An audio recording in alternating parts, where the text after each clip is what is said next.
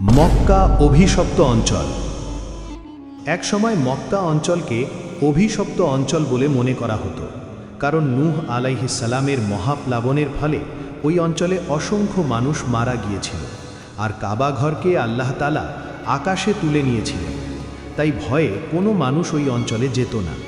পরবর্তীতে নূহ আলাইহিস সালামের প্রায় ১৫০০ বছর পরে মহান আল্লাহ ইব্রাহিম আলাইহিস সালামকে কাবা ঘর পুনর্নির্মাণ করতে বলেন।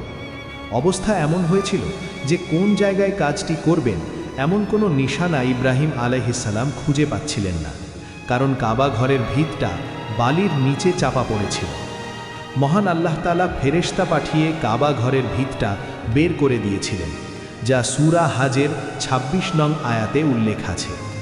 এই ভিতটা হলো ২০x১২। এখন পর্যন্ত কাবা ১০ বার সংস্কার করা হয়েছে, কিন্তু এই ভিতকেই পরিবর্তন করা হয়নি। সকলকে আল্লাহর ঘর তাওয়াফ করার তৌফিক দান করুন। আমাদের চ্যানেলটি সাবস্ক্রাইব করার অনুরোধ রইল।